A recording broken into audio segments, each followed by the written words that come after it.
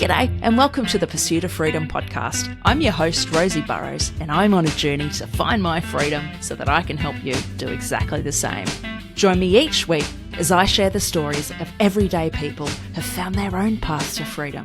I'm not going to focus on job titles and accolades because I don't care about that stuff, and neither should you. I want to uncover what truly makes you tick. Who are you when you step away from society's expectations and follow your heart? I still haven't figured it out yet. Have you? Either way, buckle up because it's going to be one hell of a ride. Joining us today is the amazing Licky. Oh my God. I might keep that in there. Wow. But you know what? I don't think you're the first one to do that. I feel like it happened with one of my friends. This happened with one of my friends who was interviewing me, and she did sort of the same thing. It's like you just roll with it. Shit, man. Anyway, joining us today is the amazing Nikki, not Licky, La Croce. Nikki's got an incredible story. We're going to dive into it today. And Nikki, it's what you've referred to in the past as your personal Armageddon. So it's pretty heavy stuff. And I just want to give a quick content warning to people. We're going to be discussing some difficult stuff. So things like death, abusive relationships, and topics surrounding trauma. So skip it if you need to, or just come back when you're in a safe space. And with that aside, Nikki, thank you so much. I'm excited to have you here. Yeah, Rosie, thank you so much. And I appreciate the disclaimer too, because I totally get it. When you're not in the right headspace to listen to heavy stuff, it can feel overwhelming and you never want to push through that. So definitely I share that sentiment for anybody who might want to listen for the nature of the content, to be able to hear the story. But if now's not the time, come back when it is. Yeah, right. Look after yourself. I like to start my episodes diving into my guest's kind of story. Let's go back to when you were a kid. What was life like? What was little Nikki like? Who were you?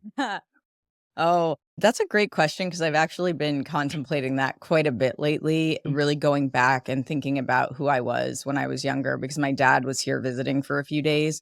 And growing up, I was definitely, I think, the black sheep of my family to some degree, not in a bad way, just that I challenged things more than most people in my family. I definitely come from a family of sort of pioneers and innovators in that regard. Fun fact, my grandfather on my dad's side invented the pop top to the peanut can. So that's like very random things, but it's like very intelligent, innovative human beings. My mom was growing up. She was born in 1949, and she really set the stage for showing us what it looked like to really be an empowered woman. And I actually said to my wife the other day, I wish while she was still here, I could have acknowledged how important that was to me. I think I did to some degree, but especially now with the state of the world and everything happening with women's rights, that feels like we shouldn't be in this position anymore, like things that she fought for before I was even around. And being able to be witness to a really strong woman who left a career to be a stay-at-home mom and taught us the values of hard work, as did my dad. I feel like I grew up in a really loving household. I grew up in a home with parents who were very attentive and available for literally every single activity they had to chauffeur us around to through my youth. And at the same time, they are baby boomers, and they had their own limited abilities, their own limited emotional awareness and intelligence at the time, for sure. And I think there's a lot that I look back on now and I grapple with, because you can simultaneously recognize and acknowledge how much love and support there was, and also still be like, not all of my needs were met because they couldn't have understood how. Right. And I also couldn't communicate it because I didn't know. So I think generally speaking, it was a really ideal upbringing for the most part. And when it really became challenging for me was outside of my family life with friendships and things like that, because I always had groups of friends. But when I was in 7th grade, I lost a group of friends who thought I was a lesbian at the time, which I am, but I wasn't out. And in 1997, 98, it wasn't like people weren't coming out young the way that they are now. So I definitely felt a lot of social isolation and ostracized for that without even coming out yet at that point. I continued to play it straight for a while. And I think after a lot of therapy for many reasons, that sort of resurfaces as one of the things that can be challenging for me looking back at my childhood, because it was between that and not being diagnosed early on in life with ADHD, which I have been diagnosed with since, is I really wasn't able to be the full expression of myself. And you don't really recognize how much that dictates the way you show up in the world because you're doing it from a place of social survival. And so as I just turned 39 last week, and I'm looking back at those years in my life going, wow, like I was really hurting and I didn't understand the depth of that hurt because it felt like it was just what I needed to do. So it's definitely been a journey and very much top of the mind in the last couple of days in terms of having conversations about this exact topic and sort of looking back and going, who am I right now compared to who I was then? And look at how much has changed for the better because I've opened up to being my full authentic self. I want to go back to this idea of labels, right? What? There's two you've mentioned. You're a lesbian and you have ADHD. And there's a lot of talk about, well, it's just a label. I don't need a fucking label. And sometimes I feel like that. Fuck off. Totally. Don't label me. However, I think they have a place. And I'm really curious, did these labels help you? Did they help you embrace who you are? What was the journey there? Wow. Okay. That's a really good question. And I would say we were watching a movie that wasn't very good, in my opinion, at least. I think it was called Mild Ass, and they marketed it as an Aubrey Plaza movie, which, let's be honest, she had 12 minutes of content and it was very disappointing. For anyone who's thinking about watching it, just FYI. Don't. But I say this because there was this one line in the movie where the one character was talking about their sexuality and grappling with it. And the other character said, remember what you told me, that you only, something along the lines of, use labels when it feels right to you or feels important to you. And I think that's a really good way of considering it. I didn't grow up thinking I needed the labels, but I think what it did was, so because they're different, right, in their own way.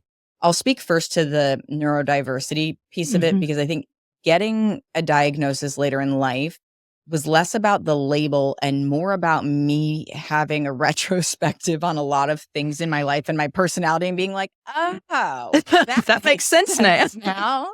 Oh, okay. That's good. I got it. Okay. So it helped me feel less shame around things that I thought were weird or different, which maybe they are.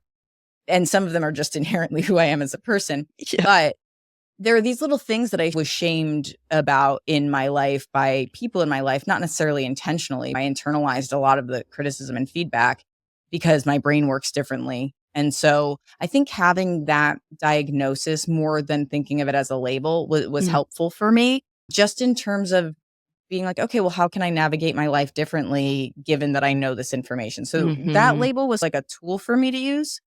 Whereas being a lesbian and being queer, it's tough because I think at one time I in my adult life in the last, let's say 10 years, I had the thought of, okay, I'm much more masculine, like in my clothing style and haircut and things like that. But my friends are always like, you have such a feminine energy. So there's a very big contrast in what people probably expect from you when they see you.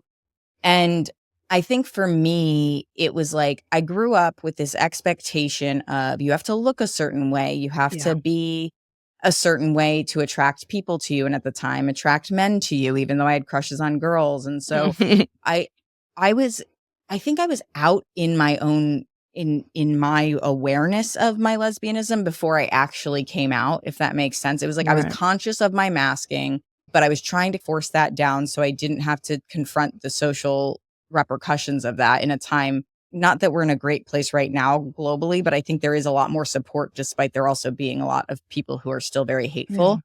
It feels like there is a little bit more freedom to share that.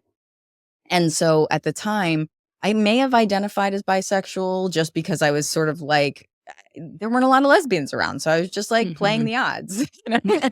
So I was like, you're available. Let's make out. I don't know. My standards weren't very good. But then when I look at it now, I think for me, it's always been about my sense of connection to people. And I can connect with, I think, anybody of any gender or sexuality.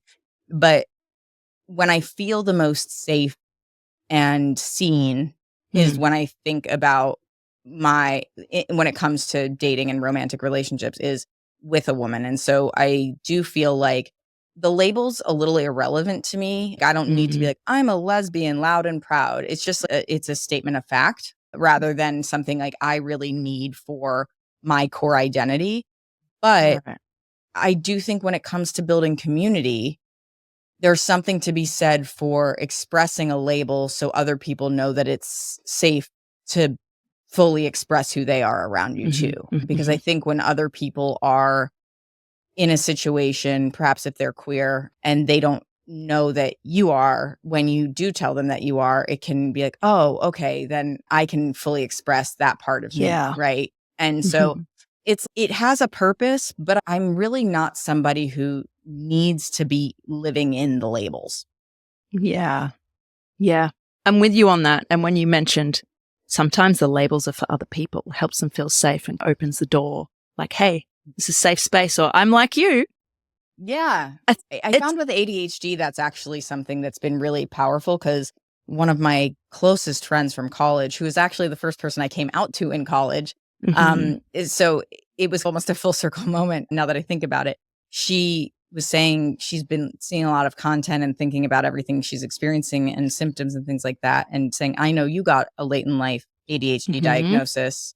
I think I might, like, what's that experience been like for you? And so it is, I think, really important to be open about what our stories are, because labels aside, I just think knowing who you are and being able to be free with that gives people the opportunity to be vulnerable and free with their own experiences as well.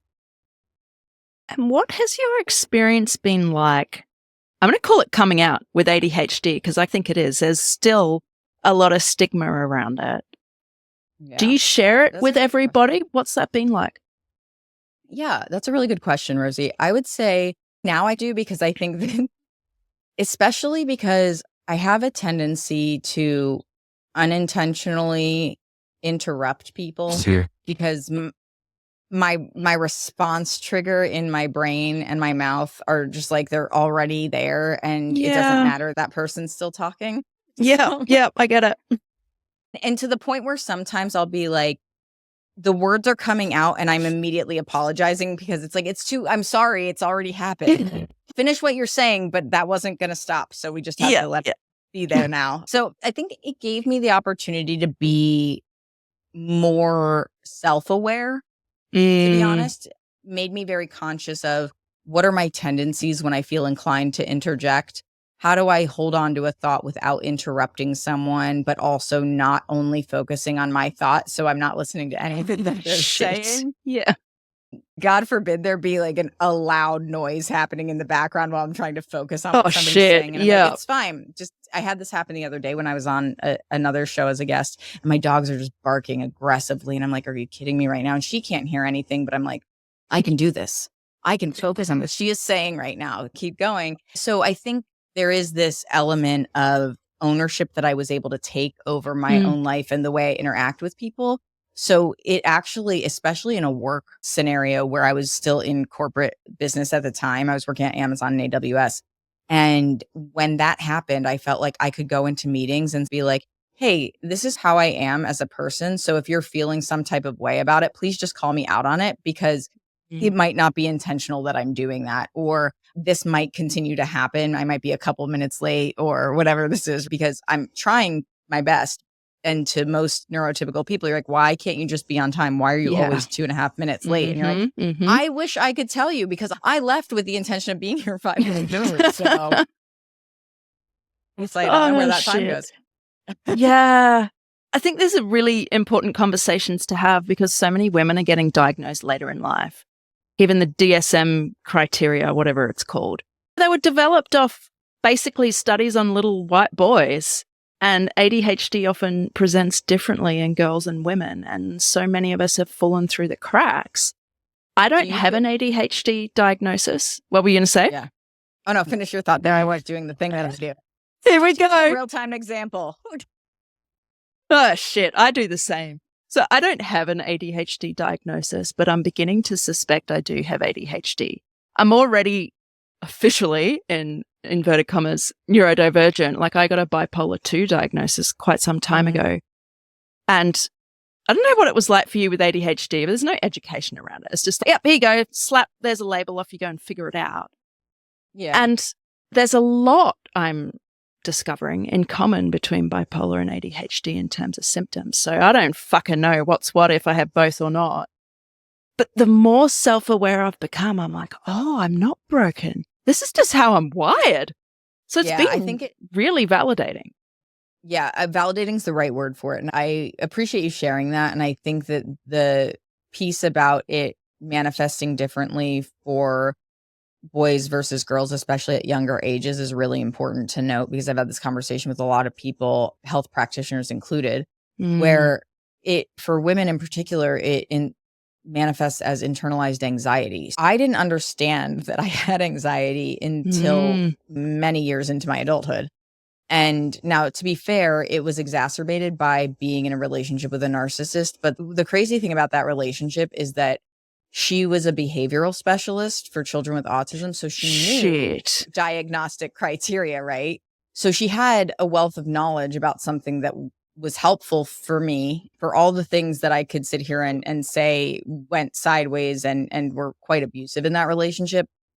Being told that I should consider asking if I can be tested or do the assessment and potentially get diagnosed with ADHD, it was a value add for me, for sure, because I probably would have denied it on my own and not, I think I didn't really buy into it.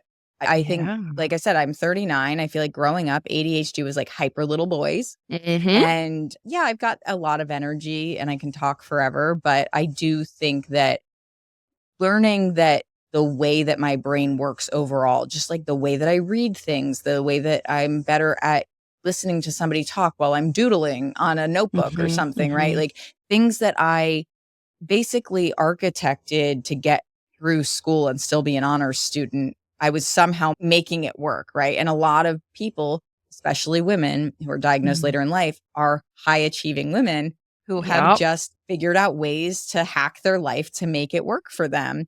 But with that comes a lot of additional internal pressure. And so I think having the diagnosis sheds light on this ability to release some of that shame about the things that were like, why am I not always this good or perfect or getting it right every single time? You know what started my journey on understanding ADHD is I have a friend. She was diagnosed later in life. And so me wanting to be a supportive friend, I did a deep dive on what is ADHD. And I just went, oh, this kind of helps explain a lot of her behaviors. Like sometimes she'd be like over an hour late to things. And I'd be like, for fuck's sake, woman, like seriously, like we're best friends, but it would piss me off. She'd forget my birthday. And that would really hurt my feelings. It's not because she didn't care. So I totally feel that. Right. I forgot my own, honestly. I forget my age, to be honest. I started to understand, and now I'm like, okay, I'll check in with her like an hour before we're planning to meet. I'm like, hey, how are you traveling? And she'll be like, yep, okay, I need to have a shower. And she'll list off like 20 things she needs to do. And I'll go, hey, hang on. Do you think you can get that done in this amount of time? And then we'll have another check-in, maybe half an hour before, and I'll do one 10 minutes before. And it's not because I'm being pushy. It's just, it helps me. I'm someone who likes to know what's happening. This unknown thing stresses me out. But also for her, it's keeping track of time as well. Time blindness is a real thing.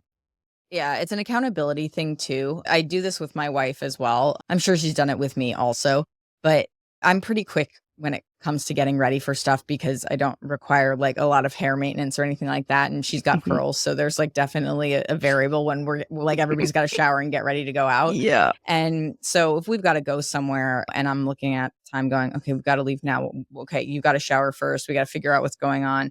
What do you need to do before we leave? This and this. I'm like, okay, do you actually need to do all of those things?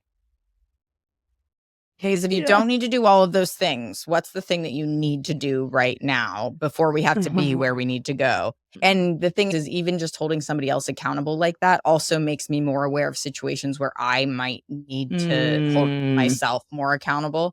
or ask for somebody to also hold me accountable. It definitely helps to have an accountability buddy to press on that nerve a little bit, because as much as I hate having a routine and needing to be structured, that is also in many ways the only way to keep me pointed in the right direction. Because if I start my day with the intention of doing X, but I pointed myself in the direction of Y, it's like X is not even a thought in my brain anymore. And I think there's a lot to be said for learning how to manage your day-to-day life once you have an awareness of that. And to your point, like whether or not you have a diagnosis, even if it's not a formal diagnosis, but you can say, I recognize these patterns in myself and these things would be useful for me to leverage to make my life easier. At this point, literally anything that takes stress away or simplifies my tasks, or I can delegate something to somebody, I will absolutely do it. And I think before, I used to just shame spiral about how I couldn't get it all done, or I couldn't be responsible enough to take care of these little things. And you're like, you have to figure out your own map of what things work for you and what doesn't work for you. And sometimes what doesn't work for you is just something that happens in life because other people rely on you. And you're like, okay, then what's the way that I can make it the least painful as possible to do it? It has such an impact on your day to day. I don't think a lot of people realize that. And what I want to hear your experience, I want to hear about your experience of unmasking, because you mentioned before how we just learn to hack our way through life. And this is probably a realization probably just this year. I've been masking all my life, but I didn't realize it. Yeah. Was it a similar experience? Yeah. I think that when I came to the realization that this was now very much a part of who I am, or had always been, it really required me to also look at the way that I acted in previous scenarios, work related, with my family, with my friends, because one of the biggest things that can be challenging for me, and some of this might be ADHD, and some of it might be the nature nurture aspect of growing up in a home where there's certain responses and reactions to things. But I've always, since I was a kid, historically been just very impulsive and quick to anger.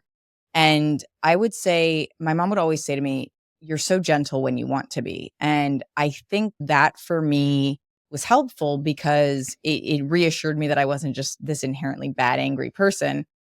But when I lose my cool, and again, I'm saying historically, because I think for the most part, it's not as heavy there. There are certain nerves that can be struck that I might still feel fairly explosive, but I at least can recognize that it's not an appropriate reaction to have. And maybe I can take a beat for a second, but it was like unmasking made it so I could identify that not as just this deep personality flaw, this uncontrollable sort of rage that I was having, but it was this sense of what's happening in my body is this immense discomfort that then is leading to this explosive reaction that's coming out and being pointed in the direction of whoever is in the blast radius of whatever the trigger was. And I will say, because this diagnosis came at the time where there was a lot more gaslighting and things like that with my ex as well, there was just like a whole mess of things that were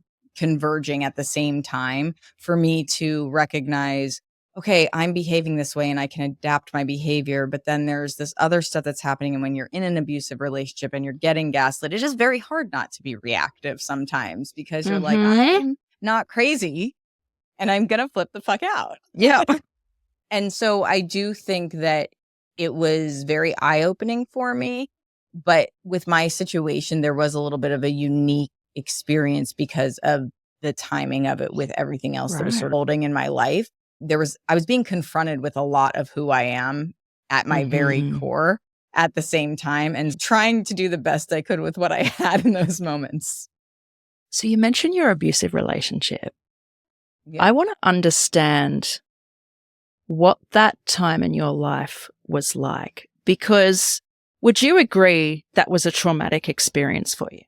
To put it lightly, yes. Yeah, there were multiple really significant traumatic experiences encapsulated in that relationship. And the entire relationship at large was really deeply traumatic because there was a lot of consistent trauma that was rapid fire happening. So I couldn't even get out of the last thing before the next thing was coming. And looking back on it now, there was just, it was so much survival mode. I had a moment yesterday when I came in from taking out the trash with putting it out on the curb with my wife. And I did the little skip between our cars going back into the garage. And I was just like, oh my God, my life's so much better now. I'm so good.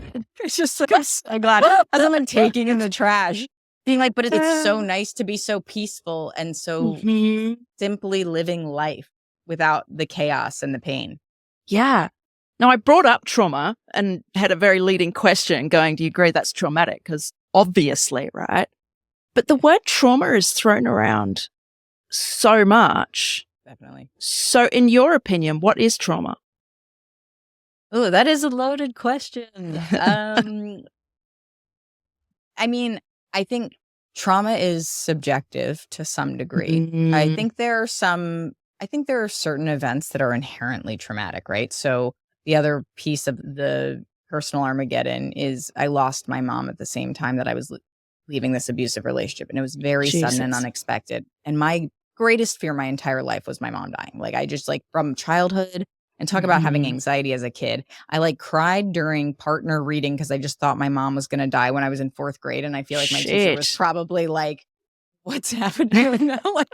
I'm like, I guess I've always had anxiety now that I look back on it. But I do think that I didn't understand that I think death is an obvious traumatic experience when we lose somebody. That seems very clearly like there is some trauma associated with death of a loved one. And I lost a friend of mine when I was 16 in a car accident. I definitely felt the weight of things like that earlier in my life, but I didn't really have the language around mental health or healing and things like that to be able to say, oh, that's what this is. But when I was with my ex, she had expressed things to me that had happened to her that were very traumatic, that she was diagnosed with PTSD. And honestly, like you with your friend getting a diagnosis and being like, I'm going to dive head first and figure out what I need to know about this, which I was going to say, by the way, is like book ADHD being like, fixate on this thing and figure it out though. Okay. So I went really deep into understanding trauma, trying to understand what could I do as a partner to be more supportive and to be able to understand the experience to try to help her live a better life. And so at this point, I had been in an abusive relationship for many years still, but I didn't know it because she was a covert narcissist. For anybody who's listening who doesn't know, a lot of times people think of narcissism. I think that's also an overutilized word. But somebody who is narcissistic, typically people think of them like they're very outward and charming or compelling. There's a lot of bravado that goes with it. My ex was extremely unassuming, leaned a lot into the trauma that she allegedly had. And I'll say allegedly because I do believe that there must have been some things that were true. However, I think there was a lot of manipulation. I know there was, because she was living a double life with a substance abuse problem that I want to say naively unaware of, because I thought she was dissociating and then it was really her being high, but she was leaning into me thinking about things through the lens of trauma, and she knew how to manipulate the situation. And I say all of this because it's like, I think trauma for anybody is going to be determined by how it ultimately makes you feel in a moment. If it's painful for you, if it's dysregulating to your nervous system, if it puts you in a state of survival, whether that is the fight or flight, which a lot of people reference, but then there's freeze and fawn also. So you might do nothing, or you might just submit and let things happen. And I think to some degree with my ex, there was a hypervigilance that was my desire to fight, to try to figure it out and make it work, because I didn't understand how much I was being manipulated psychologically. But then I also let her play into what her experiences were and allowed that to manipulate me in certain ways. I know I'm not victim blaming or shaming myself here. It's just there's a lot of cognitive dissonance that happens when somebody's being psychologically abusive. And so the other piece of it was this fawning, where it was like, I just would give up. I would stop trying to understand the things that didn't make sense because it was causing me too much pain. So I just had to check out, right? And it was like these experiences that were happening were so unusual to me, so far out of the realm of what I ever thought my life would be, that I don't think I understood how traumatic it all was uh, collectively until I was out of it. But I could identify that the individual situations that were happening were very traumatic. So I'll give an example of one to provide um, context for the extreme nature of what was going on. There was one night where I was supposed to go to therapy, I think, and she wasn't home and she was supposed to be working, and she had me tracking her phone because she was allegedly dissociating. And we had a couples therapist who ultimately ended up being very unethical, separate story, who was validating that she was dissociating and saying that keep a tracker on the phone in case she's going somewhere. You can make sure she's okay, because by the end of our relationship, she had totaled 3, almost 4 of my cars within a year and a half. Shit. So I was like, I don't want you to be driving. So the tracking was not me being like control freak. This was like, I'm concerned for your safety and your well-being. And I'm also being told I'm not allowed to stop you from driving. So I guess this is what we're doing. And so that night I checked her phone. She wasn't at work. It looked like her phone was in the lake that was a few miles away from my house. So I'm like, what the hell's going on? And she had my car, and I find out I have friends come over to help me search for her.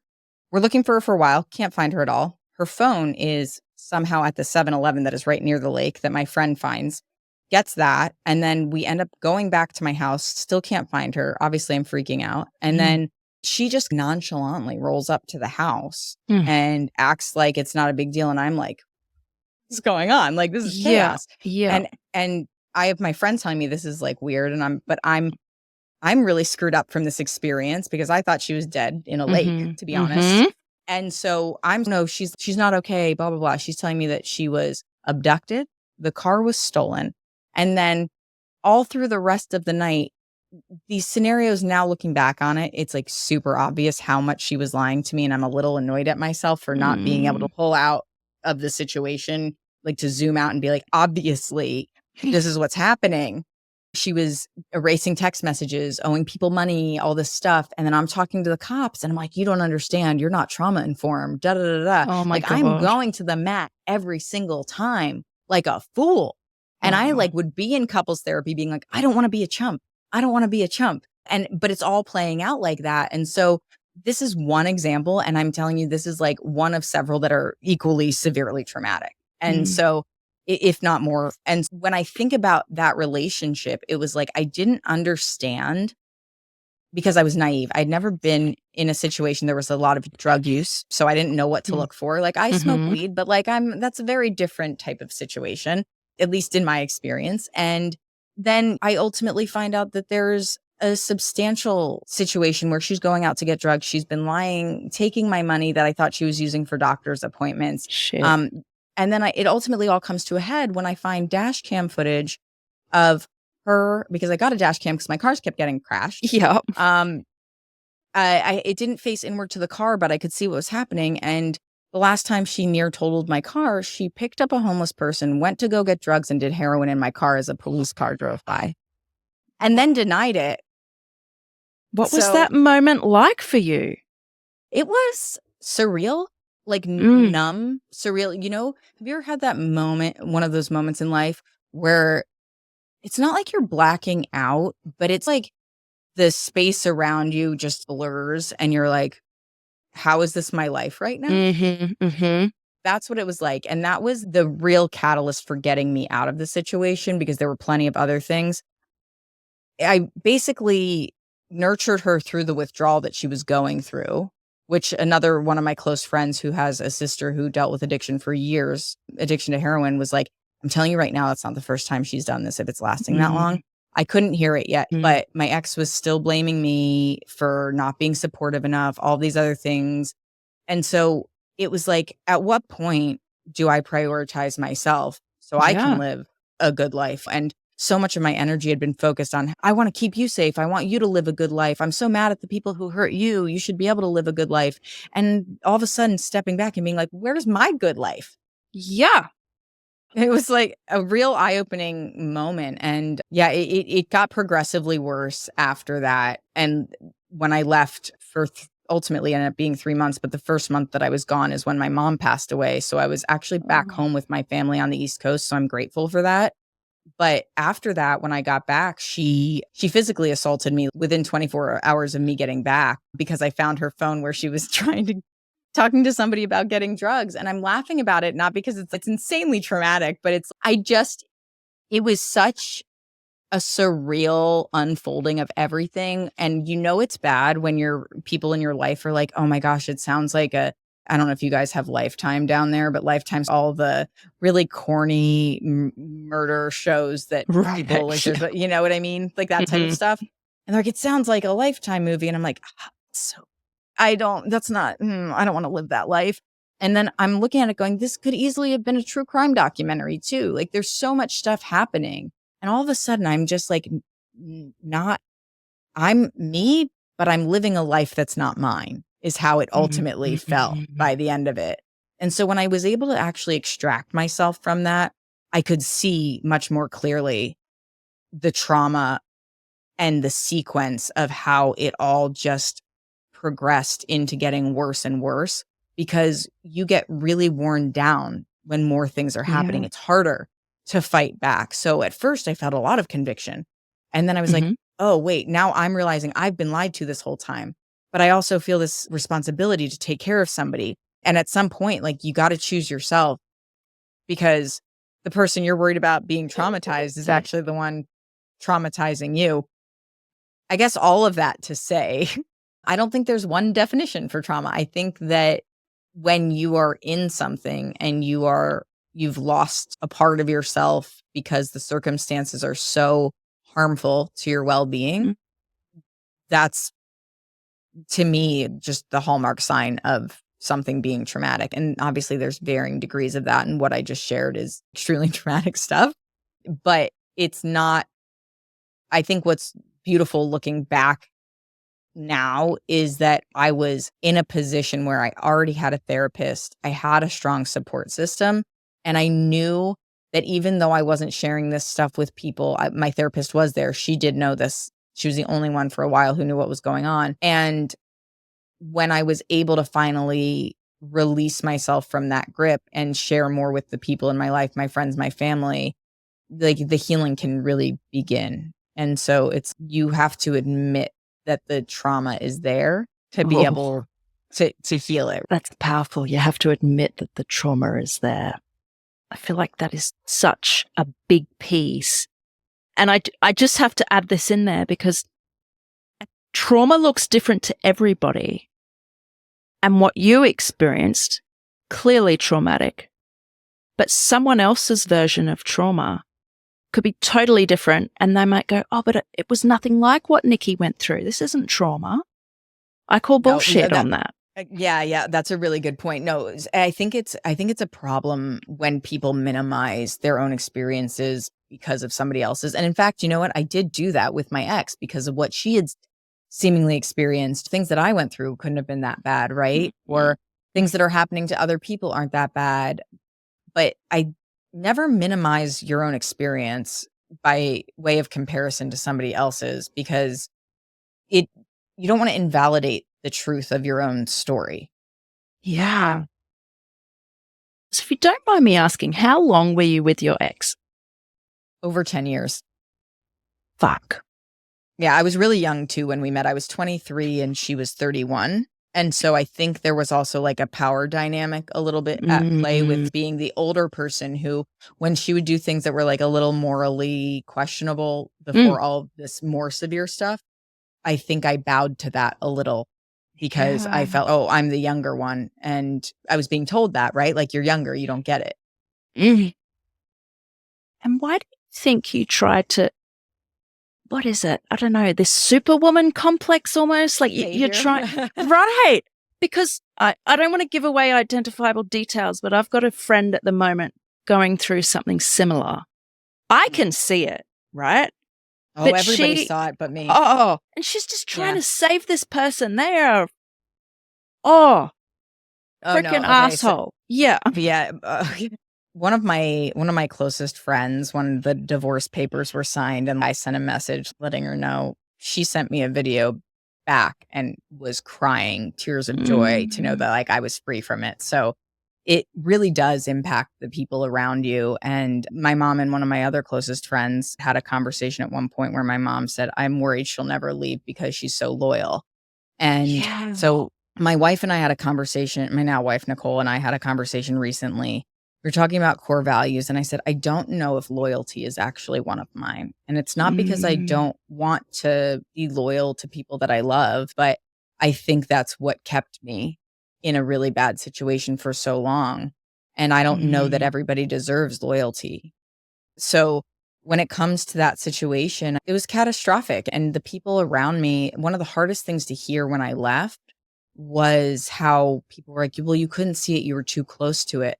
And I should have said more, but we didn't want to alienate you and have you feel like we wouldn't be there for you. And so the people who are witnessing somebody go through that type of struggle, I think it's really challenging because I've also witnessed this, and I witnessed it while I was in it, and I could give somebody else better advice than I would have known to take for myself, which is like really awful. That is like a tragic human flaw, to be able to see it in somebody else, but not identify it when it's happening to you. It's what an absolute shame to be able to give the advice, but not take it when it's so detrimental to your well-being. You asked a question that led to that, and I forget where it was. I don't even remember. Actually. But I will say that I think when you look at the type of events that unfold with things like that, it's hard to be an onlooker, but you also have to know that somebody's not going to leave until they're ready, or they're not going to hear it until they're ready. And I had a guest on my show, and this stuck with me. It was so meaningful when they said it was, you left when you could. And it really gave me the opportunity to have some grace for myself, considering the circumstances. Because I look back and I'm like, why didn't I leave then? I said I was leaving, and then I tried to leave, but then I didn't. Yeah. Right? And it takes an average of 7 times to leave an abusive relationship. Shit, 7 times. Yeah. I mean, don't start counting like how many times. No, that's true. That's not a good idea. You're like, it's 7 now, go. But there is something to our desire as friends to be able to offer the advice or the support and to be there. The worst thing that we can also do is push somebody when they're not. If somebody's in an abusive relationship, that person is already being isolated. So it's a very delicate situation to both be present and trying to offer the advice that they need or be the support that they need without overstepping to the point where they then are digging their heels and defending this person. And I did that a lot because I was worried about what other people would think about me. What does it say about me if this is the person that I chose? So you try to downplay their shittiness because you don't want it to seem like you're shitty.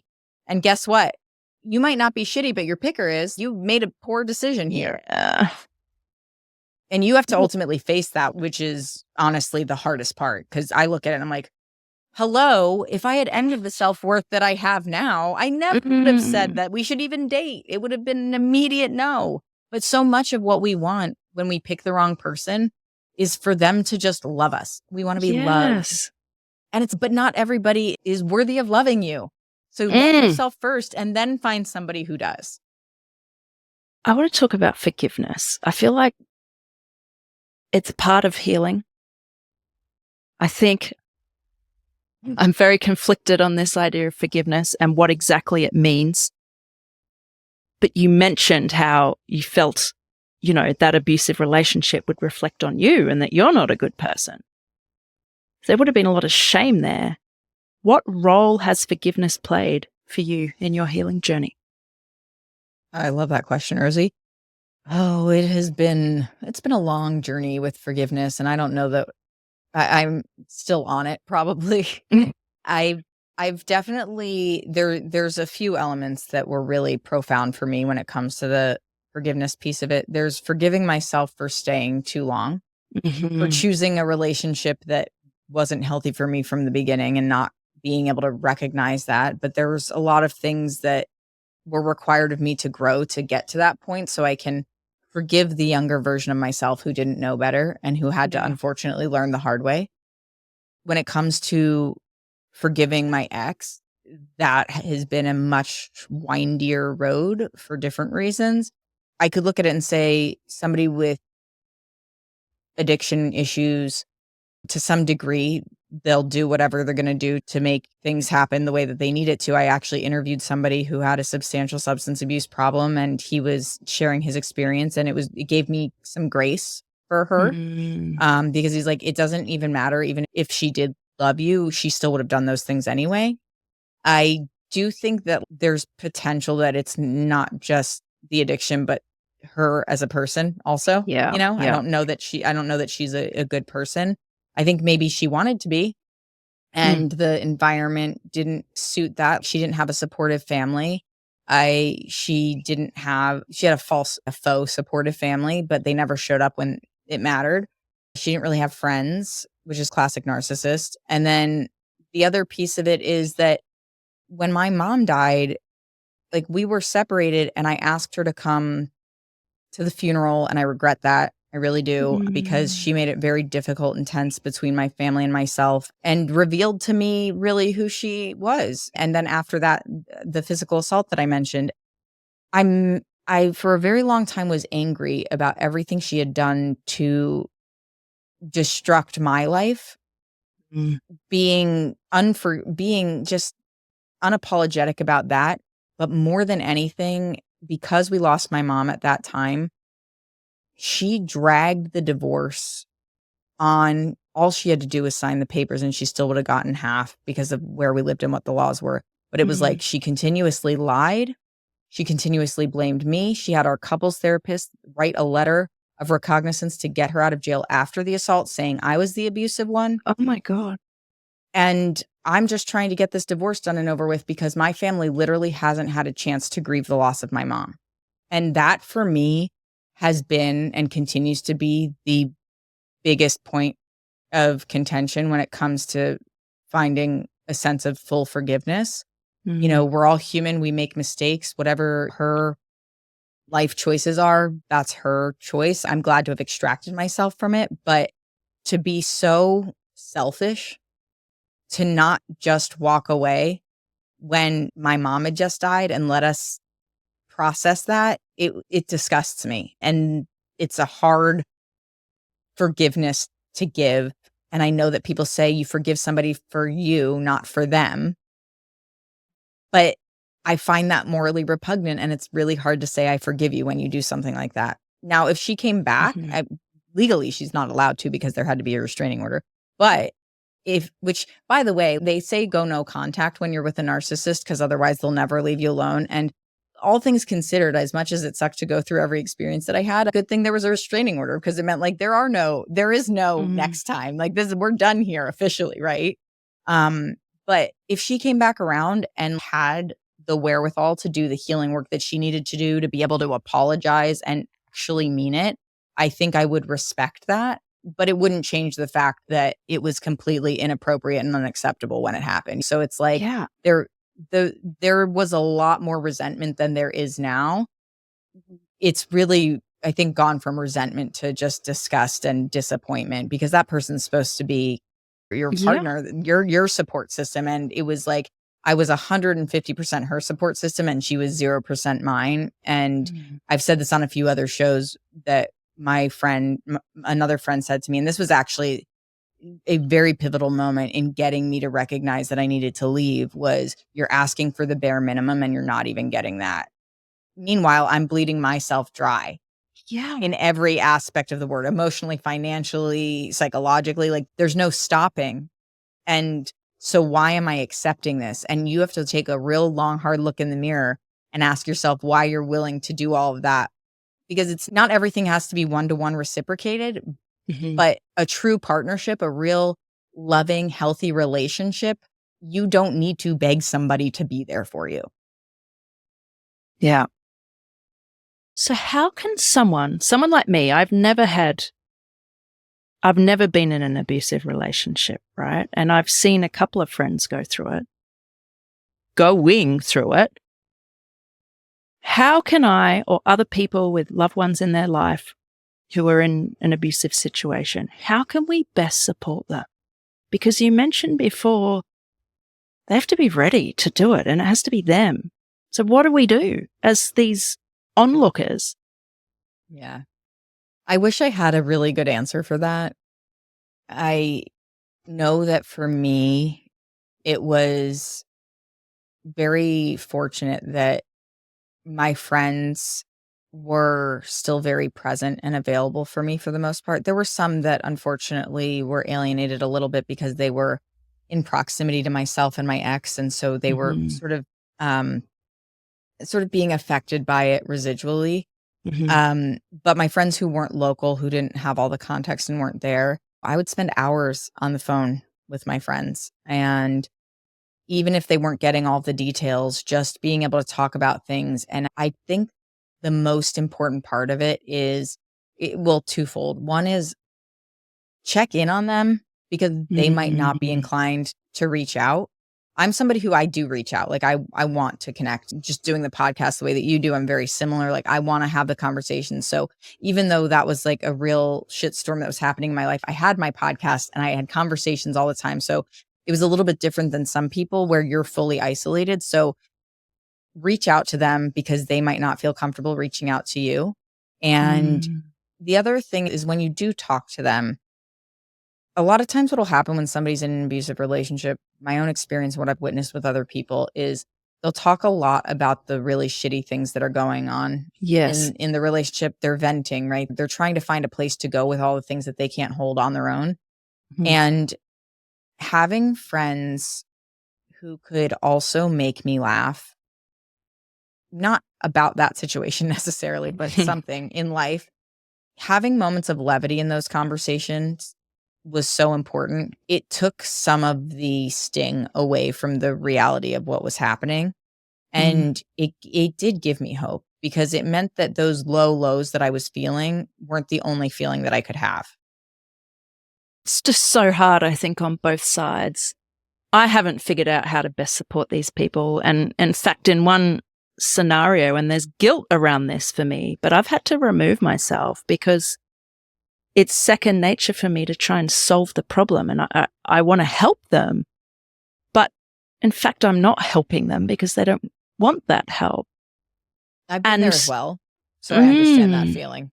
It's fucking hard. But then what plays on my mind is part of the abuse and the coercive control and the narcissism or whatever else is at play. They isolate you. And I go, fuck, I'm just playing into that by removing myself. So it's so complicated. And can I ask a question?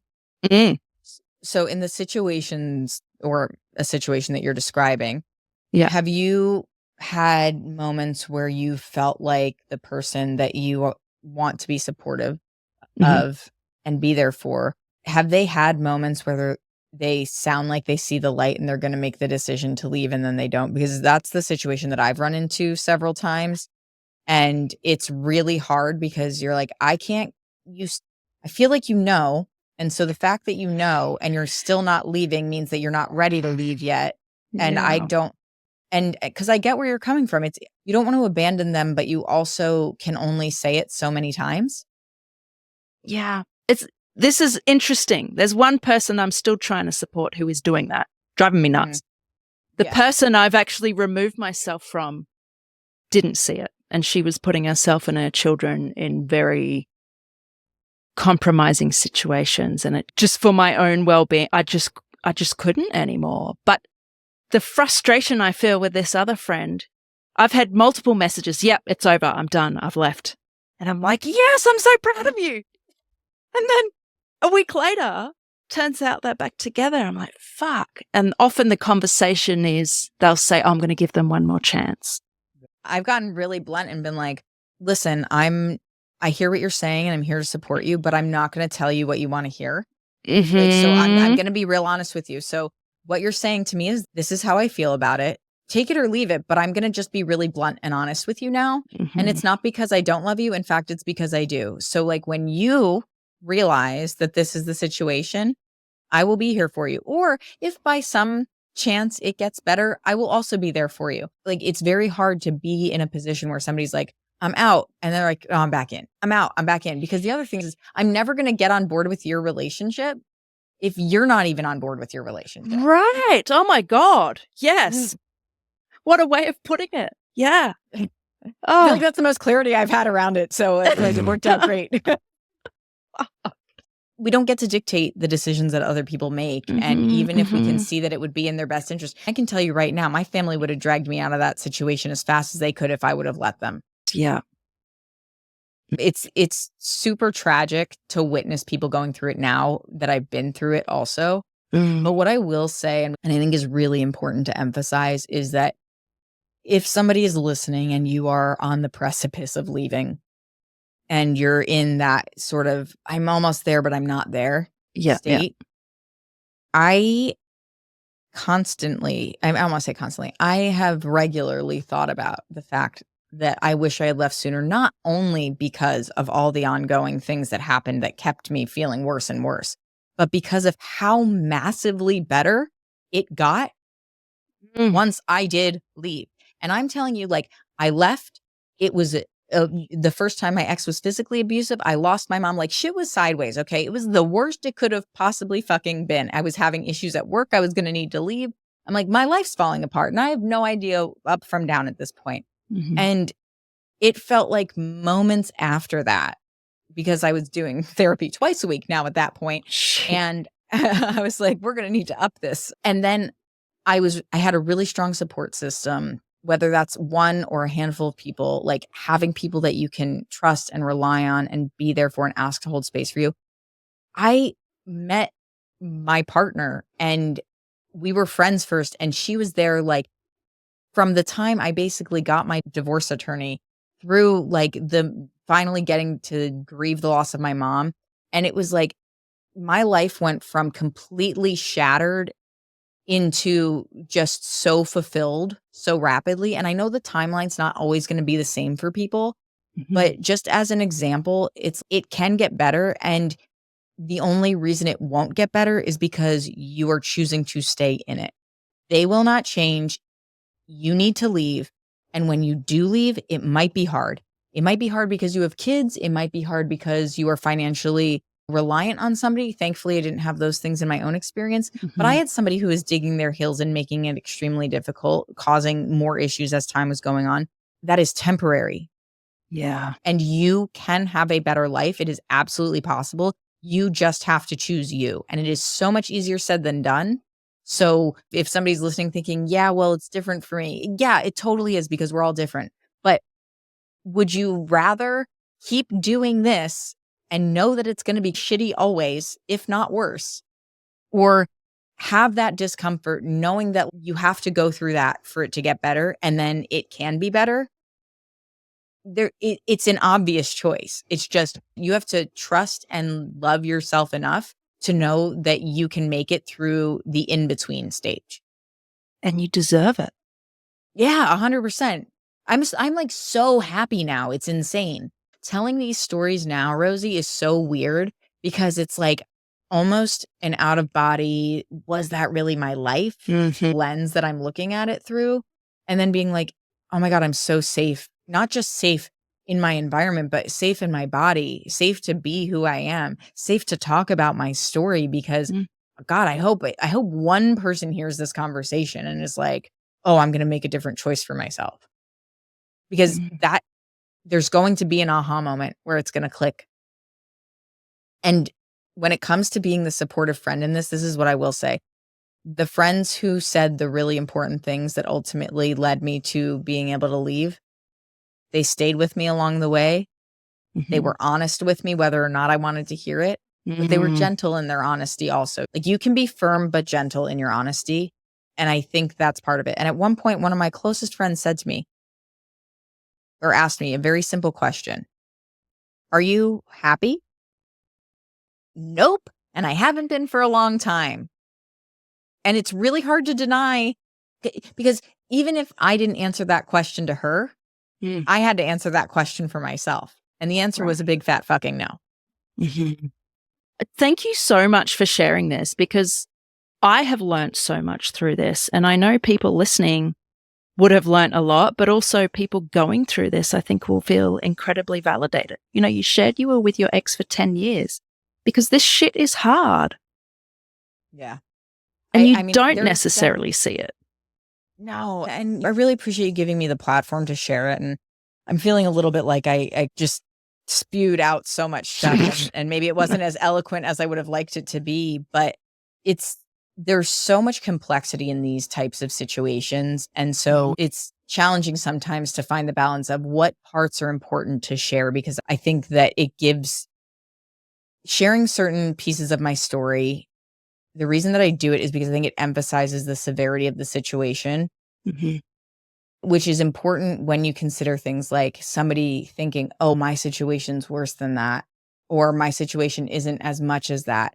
This is my experience. And whether or not you fall on a spectrum higher or lower in terms of what you deem the level of trauma or tragedy is, it doesn't matter. You hear somebody else's story and you know that they at least understand conceptually what you're going through. Mhm. If I just sit here and I say, oh, I was traumatized by my narcissistic ex. Okay, who has a narcissistic ex hasn't been traumatized to some degree, right? Right. I lived a very happy, normal, as normal as you can be life for most of my life. And everything that happened in that relationship was completely foreign to me until it was Mhm. happening. And I didn't understand until I was out of it, because when you were in it, the entire name of the game is keeping you disoriented, making sure that you don't have time to come up for air and question it. And so the best thing that you can do for yourself is give yourself even just a little bit of space to separate yourself and see it for what it really is. And that, in combination with the people who are in my life giving me really honest feedback, are what ultimately saved my life. And honestly, podcasting, because the guests that I had sharing their stories showed me how important it was to do that. So share a bit more about the podcasting, because I haven't mentioned it yet, but you've released over, I think, 128 episodes, something crazy. So talk me through this, because I know for me, podcasting has been incredibly healing. What Yeah. made you start it, and what has that been like? Yeah. So I started the show in 2019 because I was miserable at my job and feeling like I lacked purpose. And that was around the same time I think I'd been in therapy for about a year. And so I had said to my therapist, I know I'm meant to connect with people and I don't know what that looks like yet. And I started blogging briefly, and I had started so many blogs for a brief fleeting moment in time that I ditched pretty rapidly, because I realized I don't like having to just put something out there and hope somebody grabs onto it. I love Mm. dialoguing like this. And so when I started the podcast, it was originally called Who the Fuck. And the premise was like, who the fuck am I? Like asking myself that question, asking other people, how'd you become who you are? Like, what is your Mm. life? And so really similar to what you're doing here, which is, I Mm. think, why I felt such an immediate connection just listening to some of your content and the way you approach it. And it was like this opportunity to just better understand myself by extending curiosity and compassion to my guests, and in return, also receiving that. Because when you're Mhm. asking people like this to be vulnerable about their stories, you get a lot of information that you're not getting from people in many other situations, even Yeah, the yeah. closest people in your life. In fact, I would say the combination of going to therapy and podcasting made me a lot more honest in my Mhm. relationships, particularly more willing to prompt the vulnerable questions and to ask people to open up if they were comfortable doing it, because Mhm. I just saw so much benefit from it. I was blown away by what emotional transparency could do in terms of raising awareness about my own life, even if the circumstances weren't the same. Not everything has to be an identical unfolding in the situations Mhm. that happen to us, but the outcomes, the resilience, the human spirit, and the sense of self that so many people were speaking to, it was the through line in every single episode. It was like, this is how I became who I am. And varying degrees of trauma, varying degrees of emotional work or spiritual work or things like that. I learned about so many different healing modalities and had conversations about topics I never would have considered talking about before. Mhm. And it just opened my world to so many new perspectives that it transformed me. And it happened at a time where I needed it the most, because I really believe, because this was all happening, everything I was describing was happening at the peak of everything was during COVID. And so it was truly a lifeboat amidst the roughest waters that I'd experienced. And because people who are abusive can be really good at isolating you, having the podcast made it impossible for that to happen. And I was very lucky in that regard as well. Mm. Podcasting rocks, can I just say? I'm biased, but It's the best. Freaking awesome. It's the best. Well, and because, I'm curious for you, Rosie, like when you started it, what was the catalyst for you? I wanted to find my voice. Who the freaking hell am I? Like, yeah. It might sound silly to some people, but you just look around and go, who am I? Why, how did I end up here? What do I want from life? Yeah. It was like, what do I believe and why do I believe it? And do I actually believe it? Yes. And that's a continuous journey. Like, I am still on it, but I feel so much more confident in who I am now, and also comfortable in the fact that it's going to change. It's not like you define, this is who I am, and it never changes. In fact, I can't imagine anything worse. Yeah. Oh, I totally agree with you. I feel like the beauty of our human experience is the evolution, and people who are so stuck in their ways and not wanting to change, it baffles me, because I see so much beauty in growth that it makes me sad for somebody who doesn't want to change. And I feel like when you have the opportunity to learn from other people, as you mentioned, it's very healing. It's also quite profound in terms of revealing parts of yourself to you, and to be able to identify elements of who you are that you didn't even know existed. It's quite amazing. And I agree, completely transformative. And if it weren't a constant journey, I don't think it would be nearly as much fun. Yeah, I agree. And life should be fun. It's an adventure, right? Let's start 100%. living. One more thing I want to touch on, right? I could just continue talking for so long, but I want to touch on this. I feel like we need to just... we need a series. Yeah, we need to embrace this relationship. It's so nice meeting people through the podcast. They were like, I want to be friends with you. And then you're like, you live so far away. And on that, this new podcast I'm starting is with someone I met through podcasting. Exactly. It's great. Oh my God. It's also, what I love is people are like, I don't know how to make friends as an adult. I'm like, start a podcast, man. It's like the best. Yes. I suck at making friends, but hey, on a podcast, I'm actually pretty good at it. Oh, back to this question though. This is the last heavy one I'll ask, I promise. This healing thing is something I've been exploring a lot, or even this journey of personal growth, which I think is part of healing. It's tied in. Do you think we need to hit these rock bottom moments in order to be able to heal? You went through some heavy shit with this relationship and your mum dying, and I'm sure there's all more things that you haven't even mentioned. Do you think you had to go through that in order to make the change and experience all this personal growth? Or would it have happened anyway without these big events? I ask myself that often, and I would say, for better or for worse, I had to go through it.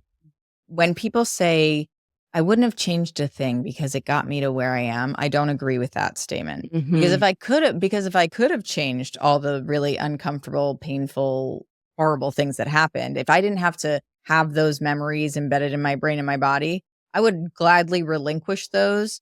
If I could still have the personal growth, I'd be like, sure, ditch that shit. It's fine. Yeah. I'm still going to be my highest, best self. But I do think that I was really naive, because I did grow up with I had privilege, and I didn't have a lot of challenges overall that were significant. And when I look at it, and again, significance is subjective, right? So I'm sure to some degree there's things that I went through that were very difficult. But I said to my wife the other day, I I know that if I hadn't met my ex, I probably would have settled for somebody who is moderately compatible for me. And it might have been fine, or maybe a little toxic but manageable, but it would never have been able to be everything that our relationship is, because I wouldn't be who I am if I didn't go through all these things that forced me to really recognize how little self-worth that I had, how little self-love that I had. And so it's unfortunate that it had to unfold the way that it did, but I like 10x'd the quality, I like 1000x'd the quality of my life because I chose not to let that stuff define me, and I chose to heal through it. And what I've witnessed is the difference between the people who experience trauma and sort of we started off talking about labels. People identify with their trauma a lot of times. And that's not to say that I don't hold pieces of that, but my ex would always be like, there's a target on my back. And I'm like, you can't live life like that. Like, that's so counterintuitive to having a healthy mindset and being able to live in a sense of peace. And I understand why you might feel that way, but you holding on to that is part of the problem. So you have to be willing to take the reins on your healing journey and know that like that growth will come after rock bottom if that's what you choose.